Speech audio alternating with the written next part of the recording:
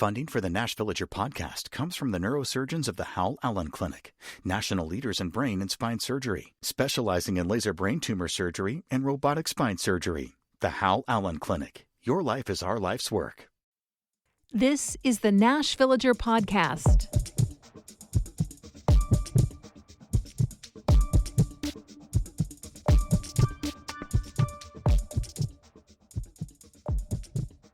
It's August 7th, 2026. We'll have results from yesterday's primary elections coming up in the newscast part of this episode, but we're also coming up on an interesting anniversary in Tennessee's election history. Tomorrow marks the day when in 2000, the national press gathered on Nashville's War Memorial Plaza as Al Gore announced Joe Lieberman as his running mate in the presidential election. Gore was a second-generation senator from Tennessee. At that point, he was coming off of 8 years as Bill Clinton's vice president. He had his eyes set on the White House, and I think most of the nation expected this state to be firmly in his pocket. If that had been the case, we probably would be remembering him as President Gore. The results were so close that it went to painstaking punch card ballot recounts in Florida that taught us all the definition of a hanging Chad and ultimately a Supreme Court decision. A single state going a different way would have made the results more definitive on election night. But Gore lost Tennessee.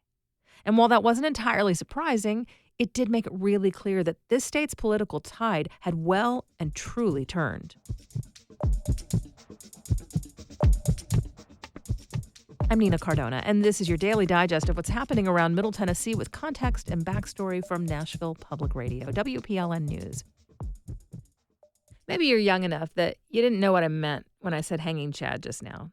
Some states at the time used a kind of ballot where you used a tool to physically punch a hole next to the name of the candidate you were voting for. The paper that was removed was called a Chad, and a hanging Chad was one that wasn't punched all the way out, so that little chunk of paper was still hanging on by a thread. Now, if you needed that explanation, or if you have only lived in Tennessee for the last decade or so, maybe you also don't realize how different the political landscape had been in Tennessee before that time either.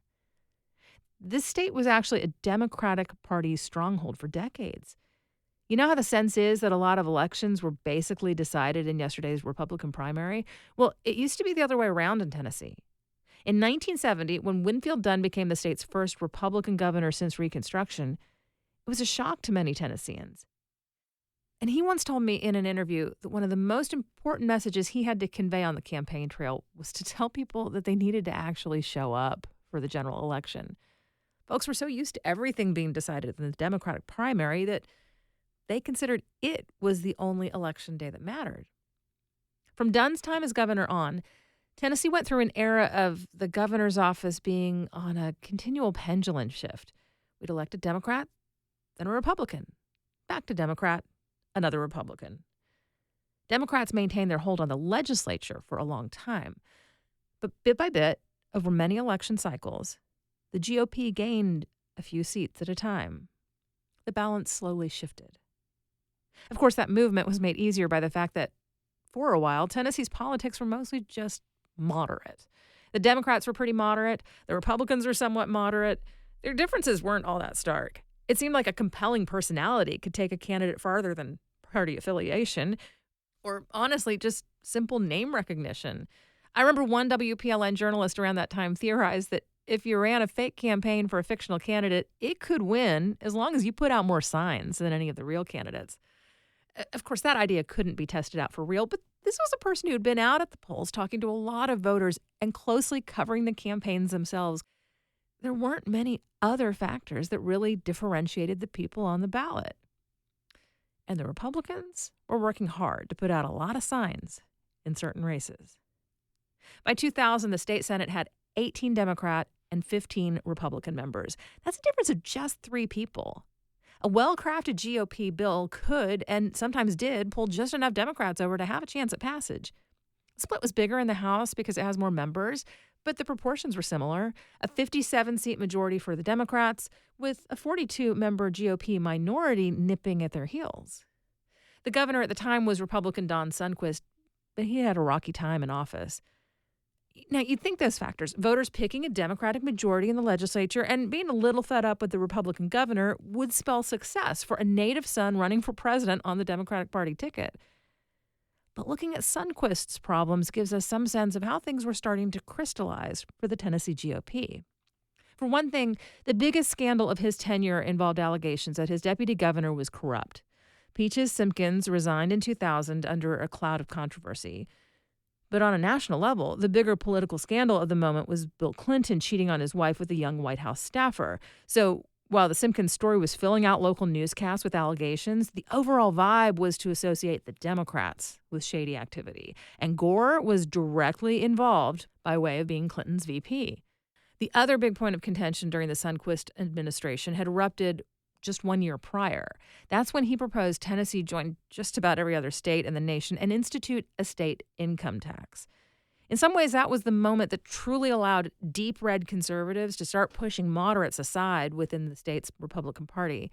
The battle over the income tax went on for several years, marked by periodic protests where anti-tax drivers cruised past the state capitol building while laying on their car horns.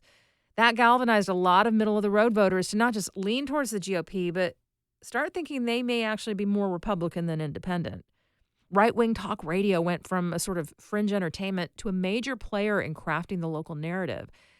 And that political fight pushed a handful of people into the spotlight as the state's conservative champions, including a state legislator from Williamson County called Marsha Blackburn. In the early stages of the anti-tax movement, there was a real question of whether it was just a handful of loud voices getting all the attention. But Gore's loss of this state helped show the answer. Voters were increasingly in line with those big voices. Over the next 8 years, Republicans solidified control of the state legislature. The next governor, Phil Bredesen, was a Democrat, but since he left that office, it has stayed in Republican hands. And for a while now, the GOP has had a supermajority with broad control of state government. Tides change, pendulums swing. There's always a possibility that things will take another turn in Tennessee politics. And while we do have results now from a primary election, there are still moves to be made on either side before the general in November. In just a few minutes, remembering Martha Ingram. That's coming up after the newscast.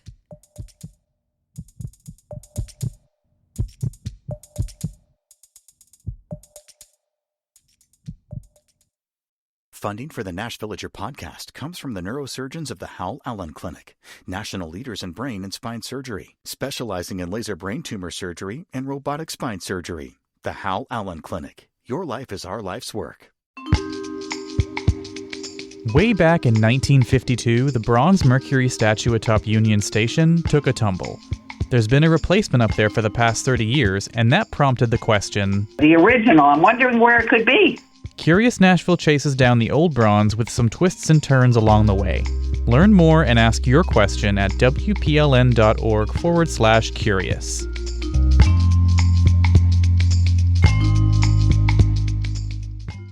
Here's the latest from WPLN News. U.S. Senator Marsha Blackburn has won the Republican primary in the race to be Tennessee's next governor. Blackburn beat Congressman John Rose for the nomination. She was an early frontrunner, leading into polls even before announcing her candidacy. Her campaign got some flack as she refused to debate her GOP opponents and kept to regimented town halls. She faces Memphis Democrat Jerry Green in the general election. Blackburn has historically declined to debate her Democratic challengers. But here's what both candidates had to say at their election night victory parties. Pro-life, pro-family policies, safe communities, educational freedom, a strong economy creates opportunity for every single family. And we are not going to let the Democrats take that away from us.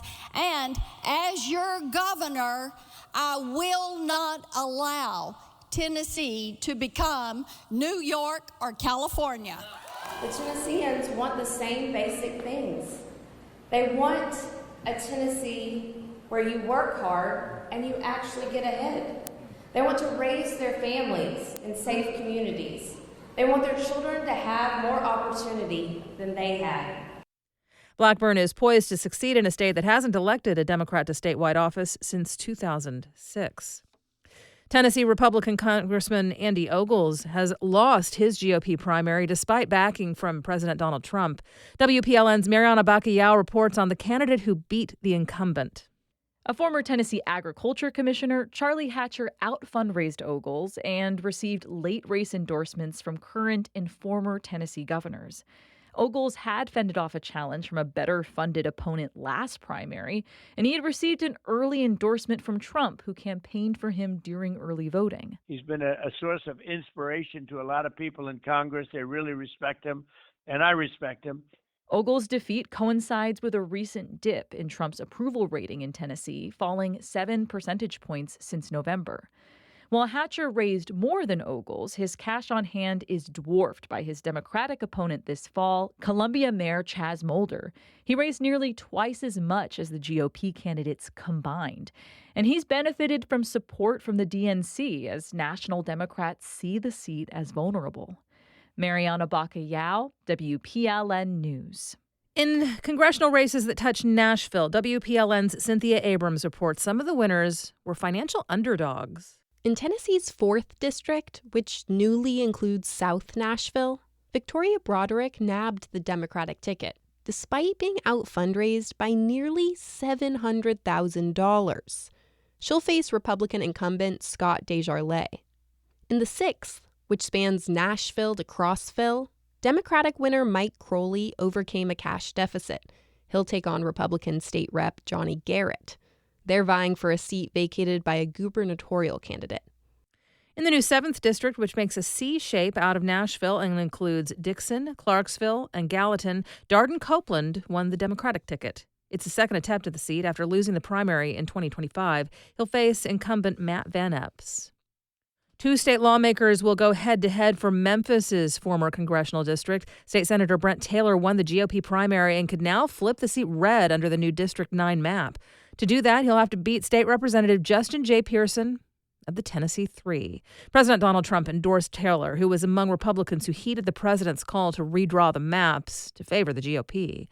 Tennessee's 9th congressional district now stretches some 250 miles from part of Memphis to Franklin here in Middle Tennessee. National Democrats have committed to investing in the race as they see a path to keeping the seat blue. Meanwhile, incumbent U.S. Senator Bill Hagerty will face a familiar Democratic challenger in November, Marquita Bradshaw. Hagerty faced no Republican challengers in the primary, has President Trump's endorsement, and his fundraising dwarfed all Democrats who haven't won a Senate election since Al Gore in 1990. 2 people were fatally shot by federal agents yesterday in South Nashville. The Tennessee Bureau of Investigation is working the case. The agency says agents with the Bureau of Alcohol, Tobacco, Firearms, and Explosives exchanged gunfire. No law enforcement was injured. TBI says the agents were investigating illegal gun sales. Metro Nashville Police Department started trying out drones as first responders this spring in the Madison area. Today, the pilot program ends after 30 flight days. The Nashville Scene reports that MNPD will have a media presentation next week to discuss results of the trial period. This comes on the heels of a heated Metro Council meeting where council members introduced new legislation to limit the department's authority to adopt new surveillance technology. MNPD launched the pilot without sign-off from Metro Council, using a state law that lets the department create short-term programs. That angered some elected officials, especially those who oppose surveillance technology. You'll find more news anytime at WPLN.org.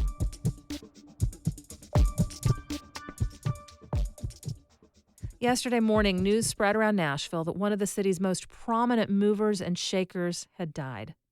Martha Ingram was not a politician, but in the 1970s, she organized a group of wealthy women from across the state to press the state's legislators into action. Her efforts created the Performing Arts Center we now know as TPAC. Ingram led the boards of the Nashville Symphony and Vanderbilt University at pivotal moments for those institutions. She was a billionaire with a deep love of the arts and deep pockets for arts organizations.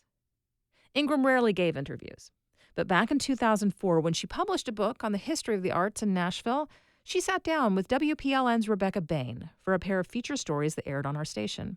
In the first, she talked about falling in love with the fine arts as a student at Vassar and the creation of TPAC. Here's the second of those stories from the WPLN archives. Martha Rivers Ingram was born in 1935 in Charleston, South Carolina, and it's where she grew up. Her father, who owned radio and television stations in the Charleston market, made certain that Martha would always be able to take care of herself. He said, I'm really making a big gamble in going into television. We don't know whether it's going to work or not. And if it doesn't, you're going to be a very poor girl. You would need an entry-level skill, and typing is it. After graduating from Vassar in 1957 with a degree in history, Martha Rivers returned to Charleston to work in her father's broadcasting business. As the oldest of his 3 children, John Rivers wanted her to be prepared to take over the family's radio and television stations should anything happen to him. He never made me feel odd or inadequate because I was a girl. He said, you're smart, pay attention, you can do this. Martha Rivers spent a year and a half absorbing her father's business savvy until marriage to entrepreneur Bronson Ingram brought her to Nashville. While her husband was immersing himself in his family's business interests, Martha Ingram was raising their 4 children and working as a tireless advocate for the performing arts, making a name for herself as someone who could get the job done. Governor Phil Bredesen first met Martha Ingram as a private citizen when both were on the board of the Nashville Symphony. She's a very capable person. She has some passions and is virtually an unstoppable object where her passions are concerned. And one of Martha Ingram's greatest passions during this period was the creation of the Tennessee Performing Arts Center. Gertrude Caldwell was one of the women who worked closely with Martha Ingram on this campaign to make TPAC a reality. She's a true visionary and yet possesses the efficiency to carry out that vision. And as we all know, there are many people who can envision things but do not know how to take the steps that are required and the many details required to carry out that vision. In 1980, the Tennessee Performing Arts Center opened its doors to the public, and it was then that Martha Ingram's husband Bronson asked her to become more involved with Ingram Industries, his multi-billion-dollar empire, which included the Ingram Book Group, a leading book distributor, Ingram Marine Group, and Ingram Insurance Group. As she had done years before with her father, Martha Ingram began absorbing the family business. He said, I really want you to pay attention because if something were to happen to me, you would be it. Nobody will look after our business the way a family member would, and our sons are young, so pay attention. Well, my father, who had said that, lived to be 85, and it never occurred to me that my husband wouldn't live at least till then, if not longer, but that was not to be. In 1995, Bronson Ingram, age 63, died from a brain tumor. 5 days after his death, Martha became Ingram Industries' chief executive officer. We had, I think, about 15,000 people working for us, really worldwide, at the time of his death. In my case, I think that what I was good at was letting the people that knew how to do things do it the way they thought it should be done, unless it just seemed bizarre and crazy. Denny Bottorff was director of the board of Ingram Industries when Martha took over as CEO. When Bronson passed away, none of the children, none of the boys or Robin were certainly ready to step into the key spot, and so Martha stepped in. I would call her a reluctant CEO. Now, I will tell you, I learned to love it. I learned that it was a lot of fun, and I love the challenge of it. I like winning. I like the idea of the challenge and trying to achieve the goals. But really my goal, of which I'm the proudest, I think, is that my sons are now really basically running the business. And yes, I'm still chairman, but I'm chairman just sort of watching over their shoulders. They're making the decisions, and they're doing beautifully. I'm very, very proud of that. Those who know Martha Ingram use many words to describe her, but one word, used admiringly, crops up again and again. She's relentless. When she's got a goal, she stays after it, and she's willing to stay after it for a long period of time. In a most positive sense, she is relentless and does not back off of it and has the ability to carry out that vision. In 1998, Martha Ingram was inducted into the South Carolina Business Hall of Fame, the first living woman to receive that honor. And she has continued her support of the performing arts through the Ingram Charitable Fund, which she and her husband Bronson created just prior to his death. A late great figure in WPLN's history, Rebecca Bain, speaking with a woman who we can now refer to as the late, great Martha Ingram. That story originally aired in 2004. Ingram died this week at the age of 90. Thanks for listening to the Nashville podcast. We take this look at Nashville news every weekday. If you like it, go ahead and subscribe on your favorite podcasting app and tell a friend or give us a mention on your socials. It really helps get the word out. And of course, everything at WPLN News is listener supported. You can become a member at WPLN.org. And that's it for today. Thanks so much for listening. Let's make this day a good one, and we'll catch back up next week.